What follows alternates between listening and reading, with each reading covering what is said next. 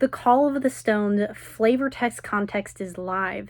If you want your words etched into this brand new set, here's your chance to write flavor text that wins. And here's why this contest matters. Welcome to Wonders Workshop, everybody. And today, as you can tell, we are talking about the flavor text contest for Wonders of the First. We don't know a ton about Call of the Stones to be able to write some super in lore things, but we do know several things about Call of the Stones. First, we know that it's called Call of the Stones. Capricorn also did a fantastic video a couple weeks ago on everything we know about Call of the Stones. I highly recommend going to watch that. But we also have seen the box art for the dragon boxes, and it's got kind of this prehistoric gemstone-y vibe to it. So I think there's some stuff that we can see there. I'm really excited to see all these different cards and what these cards actually are going to be in the set. If they're following in the same pattern as last time, they're going to be vanilla cards, so they're not going to have any abilities on them, but they just look so darn cool. I mean, look at this. Oh gosh, I'm going to butcher this pronunciation. Alhamborius Rochi. He just looks so cool. So this is the first art from the cards on the sets that we're getting to see, and so I'm geeking out about that. These are all going to get just so much fun flavor text on them. We also have the Fuzzlewur Emberkin. This thing is adorable. It looks like a gremlin. Not a gremlin. Whatever the gremlins were before, you fed them food after midnight or got them wet, adorableness. Also looks like if you mess with this thing, it's gonna mess you up. The vibes of this set are so awesome. I can already tell. This Notshell Shark is looking awesome. Carmelo the Fourth. I mean, this is just vibes from this camel. He looks very majestic. And then Narblob. These are just such fun cards to see, and the fact that we're going to get to be a part of putting some flavor text on these. The last one is Starwine Custodian. They're just all so cool, and they each have got their own kind of vibe, and they really fit the vibe of the orbital that they are representing. So, now that we've seen these cards, I'm really excited to see where things go from here. Wonders has done did do a contest just like this for the last for Existence set. There were a lot of good cards, good flavor text that were selected for Dreamweaver Sloth, Kraken of the Inferno, Giant Gura Beast. One of the things that I did notice when I was looking back and reviewing the winners is that one guy won almost all of them. I know it was mentioned in the winner review video that he submitted something like 30% of all the flavor text. So something for y'all to be aware of. The more you submit, the higher chance you have of getting your card flavor text selected. And I think, you can really tell from the flavor texts that were selected that what the kind of stuff that they're looking for is if we look at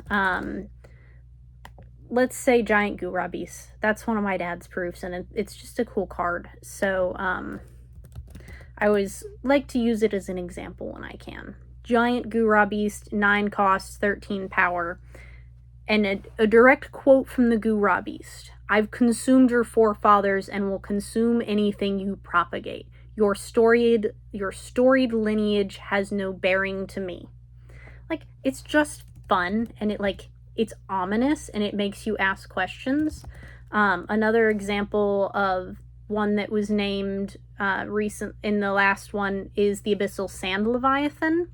The latest in wormhole technology is an unpleasant experience, is what the flavor text reads. And so there's just a lot of fun things, whether you're adding gravitas to it or you're adding some goofiness, Sometimes the flavor text is in the middle of the game, you play the card, you read the flavor text, and you burst out laughing. Whether it's magic, whether it's wonders, that's one of the things that flavor text does. One of the things that I wanted to talk about is that Brian Tinsman did create a guide to a prose guide to writing flavor text. I've got that link down in the description.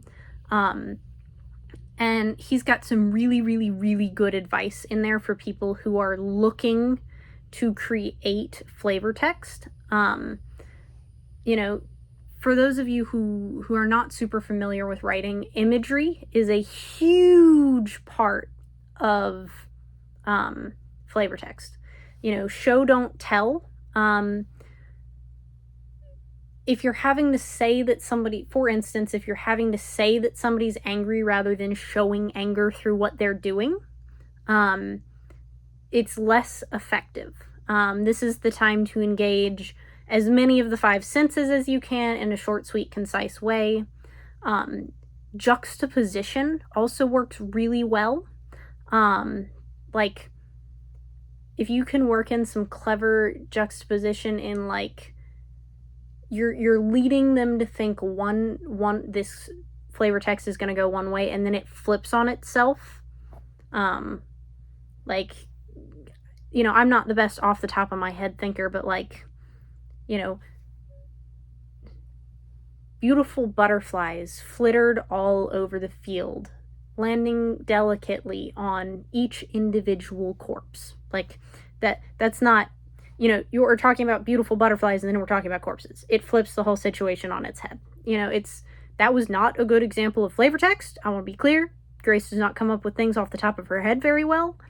But, like, that sort of flipping things on their head. I think another key part of it and picking something is aligning with some of the lore consistently, or having a little bit of lore alignment. Because it matches some of the other flavor text that is going into the game. So if you have a chance to, like, you know, reference the orbital that a card is from, that's not a terrible idea.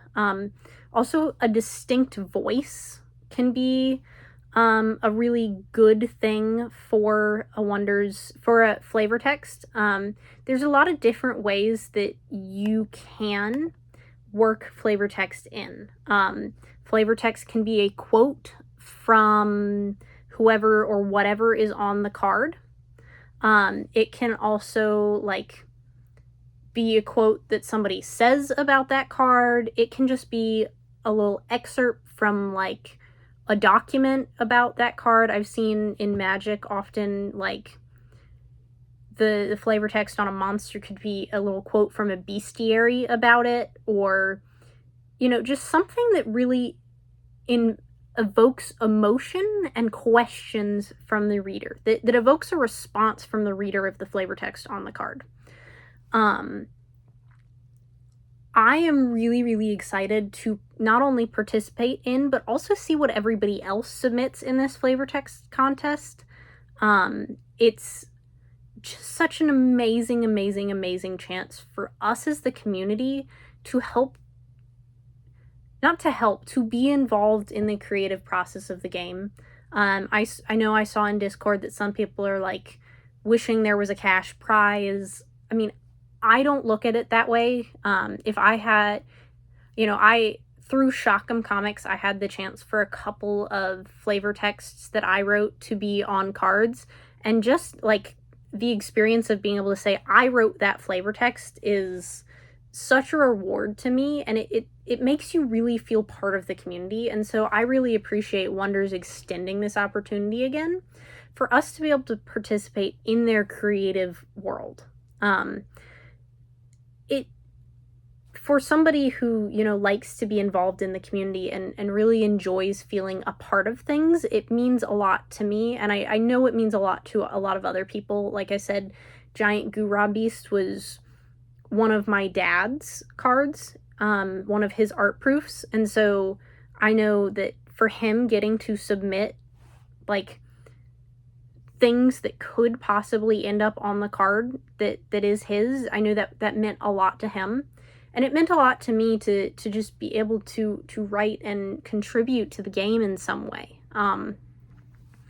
But like I said, I'm really excited to see where this goes. I really highly encourage y'all to look at Brian's guide and watch the video. I've also linked the winner's video down in the description. Like, go back, do a little bit of research. If some of you want to use chat, I'm not going to stop you. But I don't think that chat evokes emotion in the same way that a true, like, I've been a writer, a lot of you know this, and I still call myself a writer. Like, chat doesn't evoke emotion in the same way that a real human aspect can, in my experience. It can refine something that you've done, or like help you start getting ideas, but it can't do the whole process with the same like heart that true human work has. And to my knowledge, you can make multiple submissions, so like, have fun with this. I think that's the most important thing. I'm definitely going to be like submitting options just for the fun of it. I'm not expecting anything I put in to be selected, because there are a billion people out there who are better at this than me. But it's about having fun. It's about being part of the community, and just getting to see these cards early and for the first time is a really fun opportunity and a good way for us to be involved. You know, I could deep dive into how to write flavor text, but I'm not the expert. I think there's a lot of resources out there for you, and I want to provide those to y'all in the link here. And I really, really want to encourage people to participate, because even if you think you're not going to win, you know, my mom says the worst thing that can happen is that you don't try. And that does not hold true for everything, but in the case of this, it really is the worst thing that you can do, because if you don't try, there's no chance that you even get selected. I think just having fun with it, you know, bringing a little creative energy. It's proven that being creative is like healthy for the human brain and body. I think it's something fun. You can, you know, sit down and do it by yourself with no technological help. You can use some like, do whatever you think you need to do to make this a fun experience, because ultimately that's what this is meant to be. It's meant to be fun for us as a community.